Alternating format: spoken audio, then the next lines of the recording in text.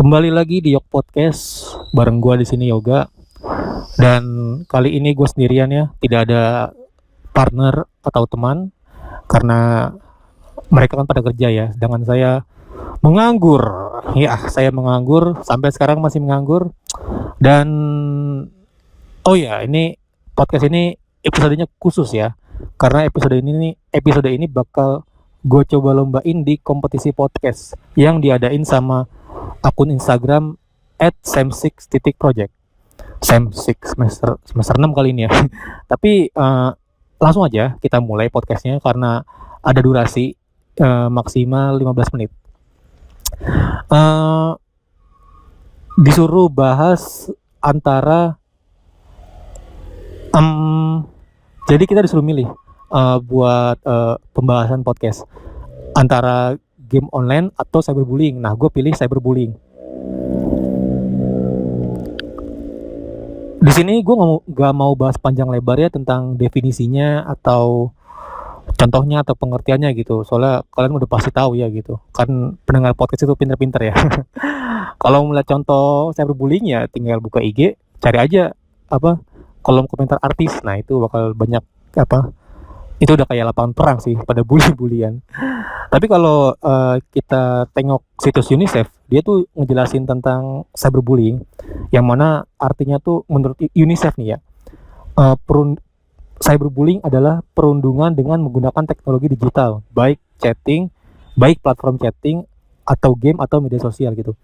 Ya singkatnya, cyberbullying itu ya ledek-ledekan itu atau sifatnya menyerang ke orang atau kelompok, tapi ini lewat media online gitu. Nggak kayak kalau bullying biasa kan yang ngata-ngatain langsung gitu, kayak lu jelek, lu bodoh gitu. Tapi kalau di media digital ya kayak gitu juga, tapi lewat online. Dan kalau menurut gue sih, gue setuju sama pengertian itu gitu. Terlepas respon apa yang dikasih sama yang dibully, entah dia marah, entah dia sedih, entah dia nerima, atau entah dia diem aja, bullying is still bullying. Jadi ya itu rundung-rundungan gitu. Dan gue di sini mau sedikit cerita pengalaman gue tentang cyberbullying dan juga ketika gue melakukan cyberbullying. Yes, gue adalah pelaku cyberbullying. Gue mau cerita pengalaman gue terkena cyberbullying. Ini terjadi sekitar, gue lupa, kayaknya sih awal tahun 2018. Jadi waktu itu gue curhat di Facebook tentang jomblo, karena waktu itu gue habis di ghosting sama perempuan.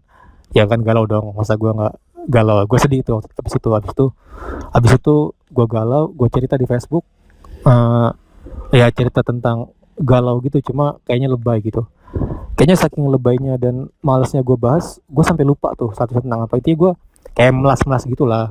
Habis itu gue nggak nyangka ternyata selain yang komentar banyak, yang screenshot dan kirim ke akun-akun meme, akun-akun shitpost gitu ternyata banyak.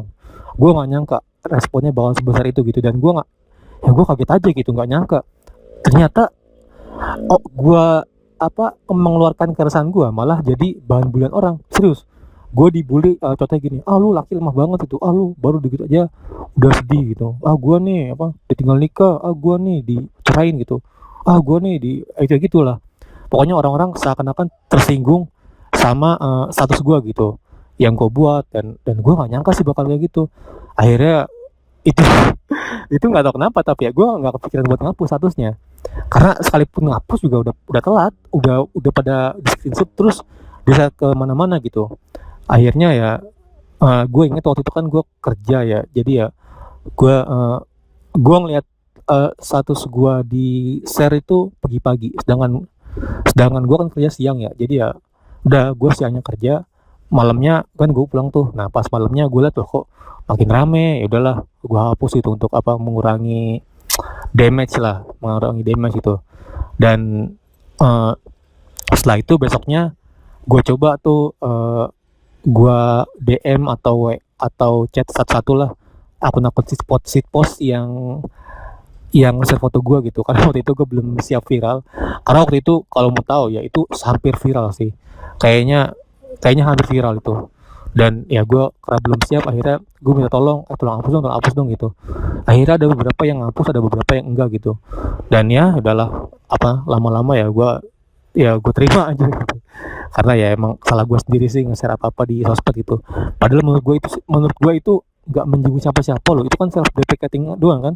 Gue cuma kayak melas-melas ke diri gue sendiri gitu. Gue nggak berharap belas kasihan, tapi ternyata netizen berkata lain gitu. Dan ya itu menurut gue cyberbullying sih. Soalnya gue waktu dikatain lemah, dikatain bodoh, dikatain cewek karena lemah banget gitu. Padahal waktu itu gue sedih banget sih. Tinggal pas lagi sayang-sayangnya kan. Itu sedikit cerita gue tentang cyberbullying. Dan kalau soal pelaku cyberbullying, yes, gue salah satu cyberbullying. Gue itu sering ngelakuin cyberbullying ke orang yang menurut gue berhak gitu. Kayak dia penyebar berita hoax, atau penyebar teror, atau menyebar sesuatu yang tidak pantas. Nah itu gue bully pasti. Gue bulinya dengan apa ya? Gue bulinya dengan serangan kata-kata binatang. Itu udah pasti sih. Cuma yang pastinya gue bilang dulu gini, misalkan bro lu salah gitu, yang bener tuh begini ya. Abis itu baru ininya gue kasih tahu dasar ini lo gitu. Cuma pakai bahasa kasar gitu, karena ya menurut gue pantas aja sih ketika mereka melakukan atau mengepost sesuatu tentang hal-hal yang berbau kebencian atau ujaran kebencian ke sesuatu. Mereka juga seharusnya siap akan reaksi yang ditimbulkan oleh netizen yang ingin membalas status mereka gitu, atau postingan mereka gitu. Jadi ya jangan malah tambah marah dong. Dan gue langsung ke kesimpulan gue aja kali ya, karena ini kayaknya durasi. Menurut gue cyberbullying itu diperlukan. Cyberbullying itu nggak apa-apa menurut gue, kalau ada catatannya nih, kalau itu diperlakukan ke orang yang tepat. Karena bedanya cyberbullying sama bullying di dunia nyata. Bullying di dunia nyata tuh hampir tidak bisa kita hindari gitu. Misalkan ya maaf nih, lu terlahir dengan fisik yang tidak sempurna. Nah kalau di dunia nyata, kemungkinan lu dibully itu tinggi banget men. Sangat tinggi banget. Lu bakal dibully, entar lu dihajar atau diledek. Itu nggak bisa kita hindari gitu. Tapi kalau di dunia maya akan sangat mudah terhindar dari cyberbullying. Caranya adalah ya lu nggak usah posting macem-macem, nggak usah komentar macem-macem gitu, nggak usah berkomentar yang sifatnya menyerang gitu. Kayak lagi damai-damai nih, lu nggak usah lu nggak usah tiba-tiba nyerang akun band ini, boy band itu gitu, atau komedian ini gitu. Lu hidup komentar damai aja kali, positive vibe aja gitu. Kalau misalkan nggak suka sama mereka ya nggak usah malah komentar hate gitu. Dan itu sih kalau menurut gua gitu, sedikit tentang cyberbullying gitu. Kesimpulannya gitu, cyberbullying itu menurut gua tidak apa-apa, boleh dilakukan asalkan ke orang yang tepat gitu. Dan tips dari gue ya itu tadi, kalau lu nggak mau kena cyberbullying ya lu nggak usah komentar macem-macem, nggak usah memposting macem-macem gitu. Kalau misalkan lu memposting macem-macem atau memposting hal-hal yang berbau ya tidak umum lah gitu ya, lu harus siap sama cyberbullying gitu. Mau tidak mau gitu, lu harus siap aja. Tapi gimana misalkan kita udah komentar bener nih, udah ngeposting sesuatu yang bener-bener aja, tapi tetap aja ada yang bully. Nah itu gimana? Itu kembali lagi ke kitanya sendiri gitu. Kita kan emang nggak bisa menyenangkan semua orang ya. Kadang kita tuh nggak bermaksud menyinggung, tapi ya menyinggung itu kita nggak bisa mengendalikan ya, orang tersinggungnya kayak gimana ya. Nah itu kalau misalkan kita udah terlanjur membuat sesuatu yang niatnya itu tidak menyinggung, tapi ternyata menyinggung, ya kita sadar diri aja gitu. Ya kita minta maaf karena telah menyinggung mereka gitu. Kalau menurut gue sih gitu. Karena banyak kok contohnya orang-orang yang tidak bermaksud menyinggung tapi menyinggung gitu. Itu sering terjadi gitu. Kayak contohnya kalau dulu tuh ada tahun 2019 kasus Panji Pragiwaksono. Dia itu seorang stand up comedian. Dia itu dia tuh punya salah satu lelucon yang bunyinya kurang lebih kayak gini. Kucing itu hewan yang gembel gitu. Nah dia tuh waktu itu tersandung kasus gara-gara itu. Banyak orang yang nyerang dia, banyak orang yang minta klarifikasi. Akhirnya dia minta maaf setelah menyinggung gitu. Tapi ya dia bilang gini, maaf telah menyinggung, tapi saya minta maaf gue ulangin ya, maaf saya telah menyinggung, tapi saya tidak maaf. Sorry, gue ulangi lagi.